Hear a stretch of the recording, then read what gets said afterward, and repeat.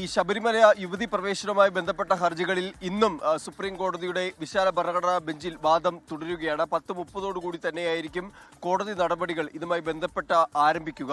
ഇന്നലെ കേന്ദ്ര സർക്കാരാണ് ആ വാദം, അതായത് ഈ ശബരിമല യുവതി പ്രവേശനവുമായി ബന്ധപ്പെട്ട പുനഃപരിശോധനാ ഹർജികളെ പിന്തുണയ്ക്കുന്നവരുടെ വാദം അത് തുടങ്ങിയത് കേന്ദ്ര സർക്കാരാണ്. പ്രധാനമായും ആചാരങ്ങൾ മുൻനിർത്തിയായിരുന്നു കേന്ദ്ര സർക്കാർ ഇന്നലെ കോടതിയിൽ വാദിച്ചത്.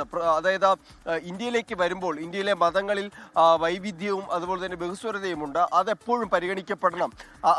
അത്തരത്തിൽ പരിശോധിക്കുമ്പോൾ ഇവിടെ ശബരിമലയിലുള്ളത് അതൊരു ആചാരമായി തന്നെ കാണണം, അല്ലെങ്കിൽ മറിച്ച് അവിടെ തുല്യതയുമായി ബന്ധപ്പെട്ടിട്ടുള്ള അല്ലെങ്കിൽ അത്തരത്തിൽ ലിംഗസമത്വത്തിനെതിരായ ഒന്നല്ല എന്ന കാര്യങ്ങൾ ഇന്നലെ കേന്ദ്ര സർക്കാർ വിശദീകരിക്കുകയുണ്ടായി. ആ ഒരു രീതിയിൽ നോക്കുമ്പോൾ കോടതിയുടേത് തെറ്റായ ഒരു വിധിയാണ്, അത് തിരുത്തണമെന്നും തൽക്കാലം ഈ 7 ഭരണഘടനാ വിഷയങ്ങളിൽ മാത്രം തങ്ങൾ വാദം ചുരുക്കുകയാണ് എന്നുമായിരുന്നു കേന്ദ്ര സർക്കാർ ഇന്നലെ വാദിച്ചത്. പക്ഷെ അപ്പോഴും ചില പ്രസക്തമായിട്ടുള്ള നിരീക്ഷണങ്ങൾ കോടതിയുടെ ഭാഗത്തുനിന്നുണ്ടായി. അതിലേറെ സുപ്രധാനപ്പെട്ടത് ജസ്റ്റിസ് നാഗരത്ന നടത്തിയൊരു നിരീക്ഷണമായിരുന്നു. അതായത് ആർത്തവ സമയത്ത് ഇന്നും സ്ത്രീകൾക്ക് തൊട്ടുകൂടായ്മ നിലനിൽക്കുന്നുണ്ട് എന്ന കാര്യം ജസ്റ്റിസ് നാഗരത്ന നിരീക്ഷിക്കുകയുണ്ടായി. ഒപ്പം തന്നെ ഈ സാമൂഹ്യ തിന്മ അത് ആചാരമായി വ്യാഖ്യാനിക്കുകയാണെങ്കിൽ അവിടെ കോടതിക്ക് ഇടപെടാനാകും എന്ന കാര്യവും ഇന്നലെ വാദത്തിന്റെ ഘട്ടത്തിൽ ജസ്റ്റിസ് നാഗരത്ന നിരീക്ഷിച്ചു. അങ്ങനെ സുപ്രധാനമായിട്ടുള്ള നിരീക്ഷണങ്ങൾ കോടതിയുടെ ഭാഗത്ത് നിന്ന് ഇന്നലെ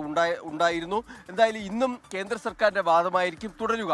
എന്തായാലും സംസ്ഥാന സർക്കാരും ഈ പുനഃപരിശോധനാ ഹർജികളെ പിന്തുണയ്ക്കുന്നവർക്കൊപ്പം വാദിക്കണം എന്നൊരാവശ്യമാണ് കഴിഞ്ഞ ദിവസം ഇത്തരത്തിൽ നോഡൽ കൗൺസിലിനെ അറിയിച്ചത്. അങ്ങനെയെങ്കിൽ ഇനി സംസ്ഥാന സർക്കാരിന്റെ വാദവും വരുന്ന ദിവസങ്ങളിലുണ്ടാകും. നാളെ വരെയാണ് ഈ പുനഃപരിശോധന ഹർജികളെ പിന്തുണയ്ക്കുന്നവർക്ക് വാദം ഉന്നയിക്കാൻ സമയം. അങ്ങനെയെങ്കിൽ സംസ്ഥാന സർക്കാരിന്റെ വാദം ഒരുപക്ഷെ നാളെ ആയിരിക്കും കോടതിയിൽ നടക്കുക.